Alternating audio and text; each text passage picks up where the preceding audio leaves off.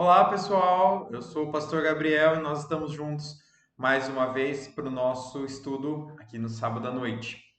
No tema de hoje, nós falaremos aí sobre não tome a forma. Uma coisa que talvez seja bem comum para a gente, um texto, talvez você esteja inclusive aí com esse texto sobre o qual nós vamos falar hoje já na sua mente, e um assunto que tem nos feito refletir bastante nos últimos tempos, e eu digo nos últimos meses, nem pensando nos últimos anos, mas a gente tem sido confrontado com situações em que a gente precisa aprender a se posicionar de maneira diferente. Muitas vezes a gente percebe que nós não temos um pensamento, vamos dizer assim, né? Nós não temos uma linha de raciocínio que está fundamentada essencialmente na palavra de Deus. Muitas vezes está fundamentado numa opinião, está fundamentado numa opinião de terceiro, está fundamentado em pessoas que estão, na verdade, alheias a tudo aquilo que tem a ver com Deus, tudo aquilo que agrada ao Senhor. Esse é um texto bastante conhecido que o apóstolo Paulo traz lá em Romanos, e eu quero que a gente observe esse texto, e eu queria também observar quatro é, a gente vai observando aí, vocês vão entender o que eu quero dizer, e eu gostaria que nós pensássemos no momento que nós vivemos, mas não estivéssemos restritos a ele. Então vamos lá? Você pode abrir aí a sua Bíblia em Romanos capítulo 12, ou acompanhar aqui a leitura. Romanos capítulo 12, versículos de 1 a 3. É um texto bastante conhecido. Diz o seguinte: Rogo-vos, pois, irmãos, pelas misericórdias de Deus, que apresenteis o vosso corpo por sacrifício vivo, santo e agradável a Deus, que é o vosso culto racional. E não vos conformeis com este século, mas transformai-vos pela renovação da vossa mente, para que experimenteis qual seja a boa, agradável e perfeita vontade de Deus. Porque pela graça que me foi dada, digo a cada um dentre vós que não pense de si mesmo além do que convém. Antes, pense com moderação, segundo a medida da fé que Deus repartiu a cada um. Então, a gente tem esse texto aí que tem uma estrutura bastante clara com relação ao que ele deseja. Então, ele começa ali com esse verbo de súplica, né? Ele está rogando, ele está falando com os irmãos, está falando como é possível apresentar o corpo como esse tipo de sacrifício, apenas pelas misericórdias de Deus. Inclusive, essa é a base do pedido dele e o meio pelo qual nós conseguiremos fazer isso. Então, o que, que é? Apresentar o corpo por sacrifício vivo, santo e agradável a Deus, que é o vosso culto racional. Então, ele dá uma ênfase ali no culto racional e vai falar como é que é, o que, que é um culto racional? É um sacrifício vivo, santo e agradável a Deus. E qual vai ser a consequência disso? Não vos conformeis com este século, mas, né, sejam transformados pela renovação da mente de vocês. Então, ele está falando, vocês, em oposição a tomar a forma deste século, ele vai dizer: renovem, deixem que a sua mente seja renovada. E aí, o que, que vai acontecer quando a sua mente for renovada? Você vai experimentar a boa, agradável e perfeita vontade de Deus. Então, essa estrutura dos dois primeiros versículos, ela é muito clara e ela nos ajuda a entender, nos ajuda a pensar o que, que a gente deseja. Lembra que a gente tem falado sobre interpretação da Bíblia? Então, aqui a gente observando o que Paulo está ensinando e o contato dele também, o contexto ali com os romanos, a gente percebe que havia uma preocupação de Paulo, e aí o verbo chave aí também para o nosso estudo, que tem a ver com não tome a forma, como está aqui embaixo, é conformeis, não vos conformeis com este século. E essa ideia de conformeis é a ideia de amoldar-se, é a ideia de tornar-se como, de estar em perfeita sintonia, em perfeita conjunção ali com este século, com o presente século, com o mundo. Então, é interessante que ele fala com este século e ele está falando lá do primeiro século, que é o momento em que essa carta ali foi escrita. Então, aí é para nós não nos mudarmos ao primeiro século, ou ao século XX, ou ao século XXI. Na verdade, a ideia que ele está dando aí é a ideia do mundo. E o mundo, apesar de Paulo estar pensando ali especificamente no contexto dele, é o mesmo mundo. Apesar de que os tempos são outros, de que outras coisas aconteceram, mas é o mesmo mundo. Então, e aí ele vai dizer: porque pela graça que me foi dada, digo a cada um dentre vós que não pense de si mesmo além do que convém. Antes pense com moderação, segundo a medida de fé que Deus repartiu a cada um. Dentro desse texto, ele está dizendo que experimentar a vontade de Deus tem a ver com pensar com moderação sobre si mesmo, tem a ver com conhecer-se, saber quem você é, saber o que Deus fez por você e colocar todas essas coisas em equilíbrio. Então, esse é o texto. E diante desse texto, eu quero que a gente observe aí 4 desvios atuais e como a gente responde a eles e como a gente se posiciona com relação a esses desvios desse ensino que Paulo deu, ok? Então, Paulo deu esse ensino, nós falamos sobre o ensino. Agora, nós vamos falar sobre 4 desvios atuais. E quando eu digo desvios atuais, eu não estou dizendo sobre a forma como isso, né, o mundo se comporta, como a sociedade está. Não. Estou dizendo 4 desvios hoje da igreja, da comunidade de fé cristã de hoje, que eles vieram de fora, mas eles entraram, eles ocuparam, eles tomaram espaço, e aí o cristão, em oposição a não se conformar, ele se conformou e ele não deixou que a sua mente fosse renovada pelo Espírito de Deus, tá? Ok? Então vamos lá, 4 desvios atuais. São eles: o pluralismo, o materialismo, o relativismo ético e o narcisismo. E aqui, de início, eu quero que você observe essas ideias aqui e eu coloquei aqui esse momento para que a gente possa pensar. O narcisismo e o materialismo são 2 grandes inimigos do cristianismo. São inimigos declarados, todo mundo sabe que o cristianismo é contra. O narcisismo tem a ver com egoísmo, a gente vai falar bem sobre isso, o materialismo, apego às coisas materiais. Mas são 2 inimigos que, embora sejam conhecidamente inimigos, eles são ignorados. Eles vivem, nós convivemos com ele, nós estamos ali e a gente considera que esteja tudo bem, a gente considera que eles, na verdade, não sejam grandes problemas.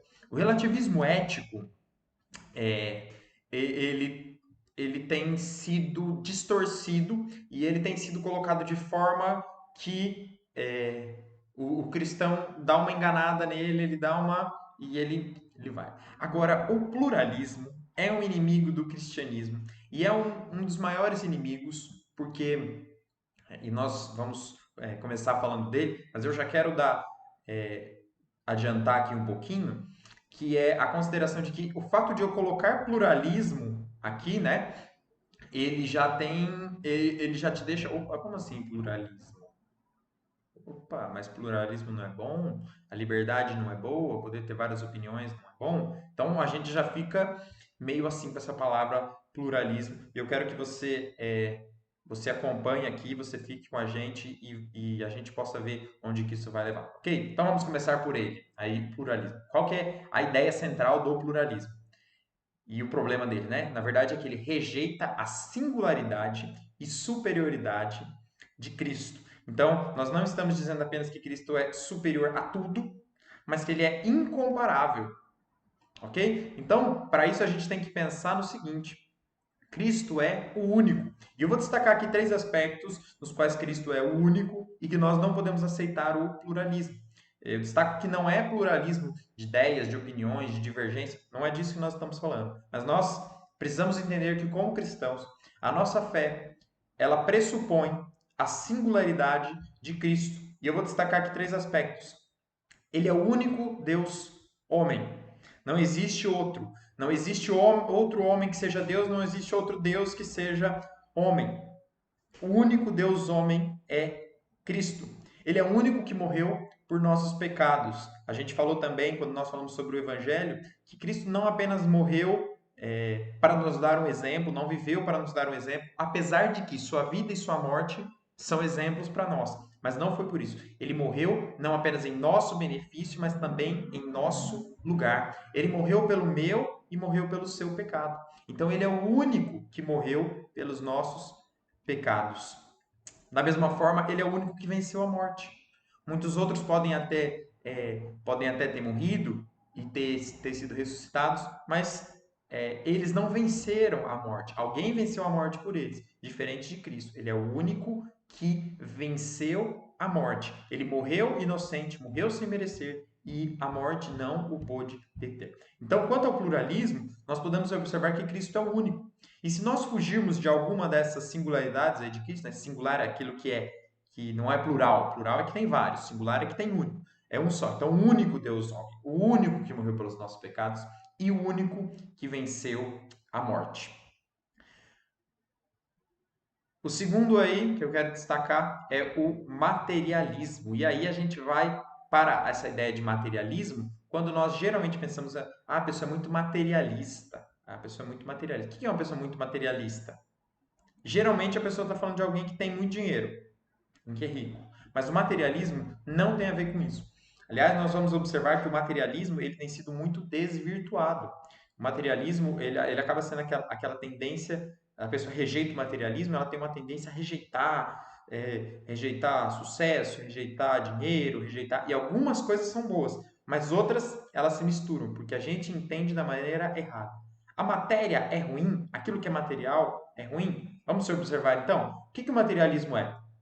Ele é uma preocupação com as coisas materiais que abafa a vida espiritual. Então não é apenas preocupar-se com o que é material, não é apenas ter o que é material, mas é que essa preocupação com ter ou com não ter hoje, com não ter amanhã, a ansiedade, tudo que envolve as questões materiais, quando elas tomam o lugar e elas ocupam espaço que não é delas, elas abafam a vida espiritual. Então vamos observar. Em primeiro lugar, Deus criou tudo que é material.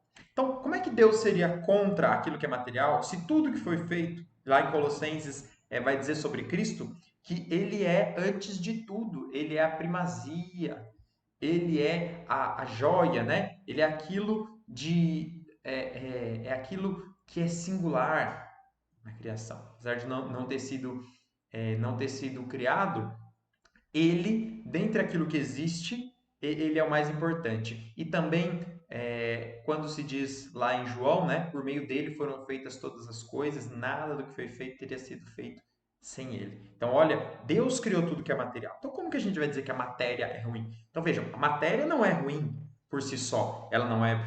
Ela por si só é boa. Nossa, que estranho, a matéria é boa. Deus criou a matéria. Agora, o pecado, ele deformou, ele estragou, mas Deus criou tudo que é material. E o cristianismo é uma religião que tem muito a ver com material, e não tem a ver, tem a ver com aspectos que são além do material, né, do espiritual, mas também tem a ver com isso. Porque o cristianismo não é uma religião para amanhã, o cristianismo não é uma religião para o céu, não. O cristianismo é o estilo de vida que Cristo apresenta, não para o amanhã, mas para o hoje. Ele também tem implicações para amanhã, mas ele é para hoje, ele é para ser vivido aqui. E Deus criou tudo que é material. Cristo também encarnou materialmente. Ele teve um corpo feito de matéria. E aí na própria Bíblia a gente vai ter algumas pessoas, né, que rejeitaram algumas doutrinas erradas que diziam que Cristo, na verdade, ele não veio como matéria, ele só parecia. E a Bíblia não corrobora isso, porque ele comia, ele dormia, ele tocava as pessoas tocavam nele, os discípulos. Inclusive, depois da sua ressurreição, os discípulos, lembram lá de Tomé, que não acreditou e ele tocou as mãos de Cristo, né, as chagas de Cristo, e ele percebeu essa matéria. Então, Cristo encarnou materialmente. Então, o materialismo não é ter coisas materiais, não. Mas é quando ter ou a falta dessas coisas ou o desejo de ter essas coisas, ele abafa a nossa vida espiritual. Então, como que a gente pode encarar aí esse inimigo? Eu deixo aqui no terceiro ponto aqui 3 sugestões: simplicidade, generosidade e contentamento.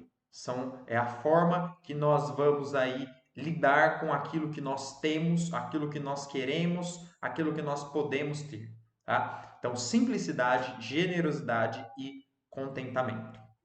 Ok? Então, o terceiro desvio aí é o relativismo ético. Esse aqui está bastante ligado lá com o pluralismo, porque o relativismo ético vai dizer que é quase aquilo assim, né? Não é ruim se te faz feliz. Já ouviu essa frase? O relativismo ético tem a ver com isso. Depende da situação, eu dou o meu jeito. Então, o que eu faço? Eu rejeito os absolutos. É uma rejeição aos absolutos. E aí? Como é que a gente observa isso? Então, nós temos que entender que nós precisamos aplicar os princípios bíblicos a cada situação. Cada situação, ela vai nos fazer olhar para os princípios da Bíblia e ver como nós vamos agir, como nós vamos decidir ali naquele ponto. Só que nós não podemos mudar para cada momento. Então, olha, aqui eu aplico a Bíblia, porque aqui me é favorável. Aqui não é, aqui eu não aplico. Aqui eu aplico isso, aqui... não. Nós temos que aplicar os princípios bíblicos a cada situação. Sim, respeitando as diferenças de cada situação, de cada necessidade, mas isso coloca a Bíblia como um absoluto. A Bíblia é um absoluto. Que palavra absoluto? Mas absoluto, absoluto. A Bíblia, ela tem, nós falamos também quando nós falamos na inerrância da Bíblia, né? Nós falamos nos atributos que Deus legou a sua palavra, e um deles é que ela é autoridade e ela é suficiente. Autoridade e suficiência das escrituras, além da inerrância. Então, autoridade quer dizer que ela está acima de todas as outras coisas, as opiniões, as vontades, inclusive a nossa própria vontade. Ela está aqui. As outras coisas estão aqui. A suficiência das escrituras tem a ver com que não que nela exista tudo sobre o mundo, mas tem tudo aquilo de que precisamos. Eu acredito que o maior motivo de nós cairmos nisso é que nós não encaramos a Bíblia verdadeiramente como a palavra de Deus. Se nós encarássemos a Bíblia como a palavra de Deus, nós buscaríamos nela desejosos, sedentos, o que ela tem a nos ensinar, o que ela tem a colocar aí para nós, ok? Para isso, então, nós não podemos dissociar quando nós confessamos a Jesus como Senhor de obedecê-lo. Então, a Bíblia vai dizer lá para a gente, né? Como é que vocês me dizem, Senhor, e não fazem o que eu estou falando para vocês? Então, é isso. Quem confessa Jesus como seu Senhor precisa obedecê-lo. São duas coisas muito ligadas. Eu digo, olha, Deus é bom, Deus me ama, Deus me salvou, mas eu deixo aqui na minha vida aqui, ele tem as regras dele, tem as leis dele, mas eu vou ficar alheio a isso. Eu vou viver a minha verdade, eu vou viver a minha vontade. Não. O cristianismo, ele não dá espaço para isso. Mas ele faz exatamente o contrário. Por quê? Porque quando eu conheço a Cristo, eu quero obedecê-lo, eu preciso conhecer e cumprir a vontade revelada de Deus. E onde está a vontade revelada de Deus? Na Bíblia, sua palavra. A sua palavra está ali, a sua palavra está à disposição, ela vai nos orientar, ela vai nos ensinar. Nós viveremos essa verdade mas nós precisamos conhecê-la para que a gente possa cumprir. Em primeiro lugar, é encarar a Bíblia como verdadeiramente a palavra de Deus. Depois, buscarmos conhecer. E uma vez que nós conhecemos, que nós somos consolados, confortados, encorajados por ela, confrontados, nós devemos cumprir, nós devemos obedecer. Ok? Então vamos aí para o último, que é o narcisismo. E esse termo tem origem aí na história, né?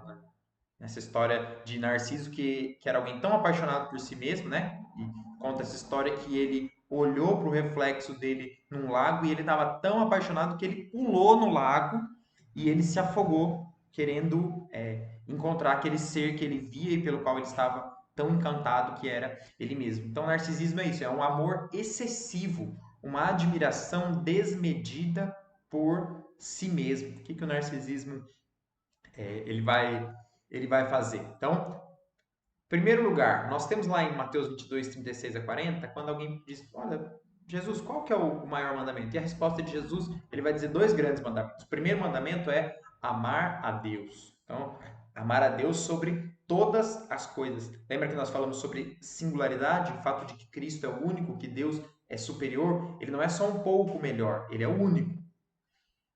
Amar a Deus sobre todas as coisas e amar ao próximo. E aí, dentro dessa ideia de amar ao próximo, né, muita gente acaba dizendo, olha, amar ao próximo como a si mesmo. Então, você primeiro precisa amar a si mesmo para depois amar ao próximo. Mas será que é isso? Será que a palavra de Deus, quando ela nos diz para amar ao próximo como a nós mesmos, ela está querendo dizer que a gente precisa?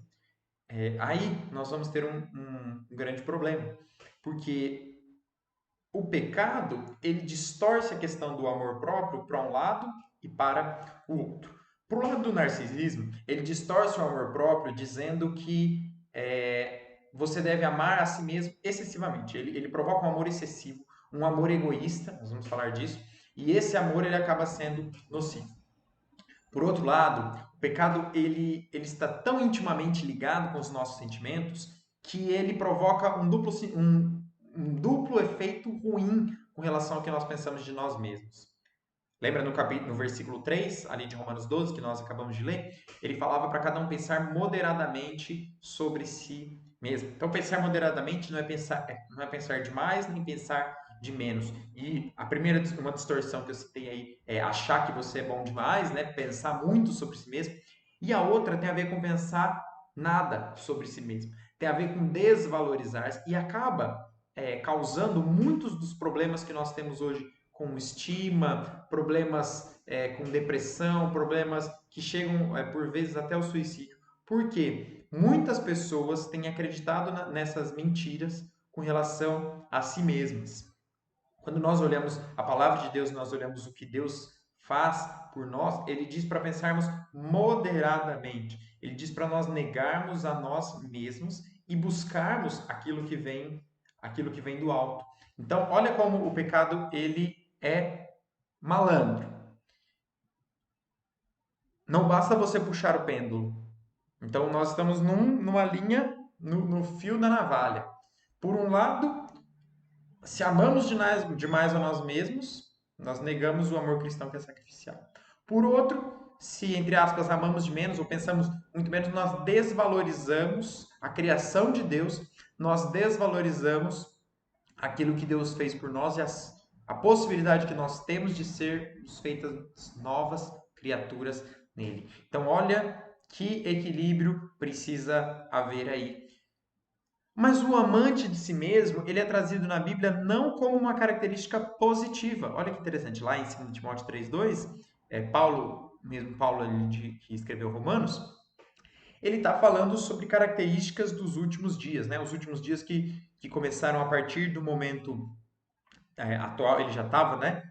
A perspectiva paulina é de que a partir daquele momento em que Cristo volta aos céus e nós estamos vivendo aí na iminência da sua chegada, estamos vivendo os últimos dias. E qual é o sinal desses últimos dias que nós estamos vivendo?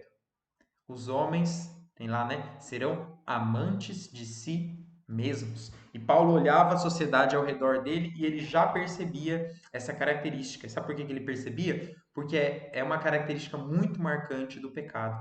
O pecado ele faz com que nós olhemos para nós mesmos e nós coloquemos um amor excessivo, que não é um amor. Porque nós sabemos, o próprio Paulo lá em Coríntios, ele vai falar sobre o amor. O amor é paciente, é benigno, tudo crê, tudo sofre, tudo espera, tudo suporta. Tudo vai passar, mas o amor vai permanecer. Então isso não é amor. Amante de si mesmo é quando o homem coloca a si mesmo num altar e ele se torna um idólatra, um ídolo. Então nós falamos tanto sobre imagens, não adorar imagens, mas nós fazemos de nós mesmos ídolos, imagens que nós adoramos.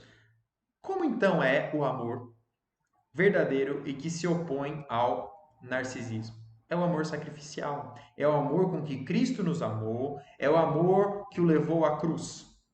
Então, o narcisismo é uma distorção que nos faz pensar elevadamente sobre nós mesmos. O que Paulo diz? Baixa a bola, pense moderadamente. Mas você vai.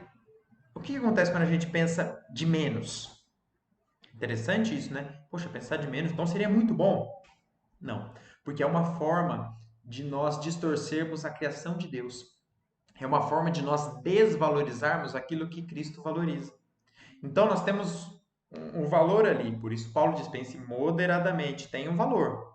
Se você pensar mais, você está errado. Se você pensar menos, você está errado.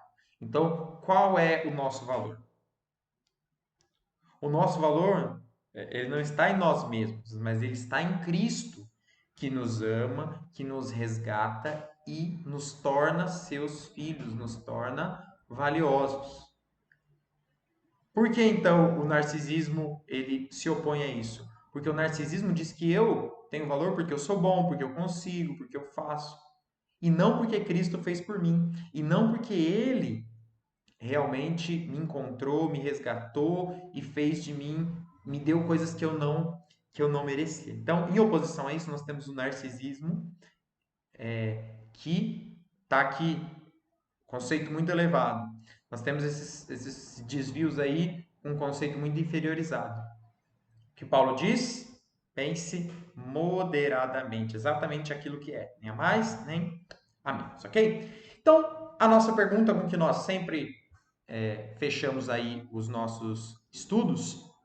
E agora? Então, eu vou deixar aqui 4 sugestões que são para o pluralismo, ser uma comunidade de verdade, declarando a singularidade de Cristo. Quando eu disse ali de verdade, eu até ressaltei o verdade, porque é uma comunidade que está firmada naquilo que é verdadeiro, que declara que Cristo é o único. Ele não é só melhor, ele não é só superior, mas ele é incomparável. Ninguém pode ser colocado aí do lado dele. Ah, como é que é mais é menos?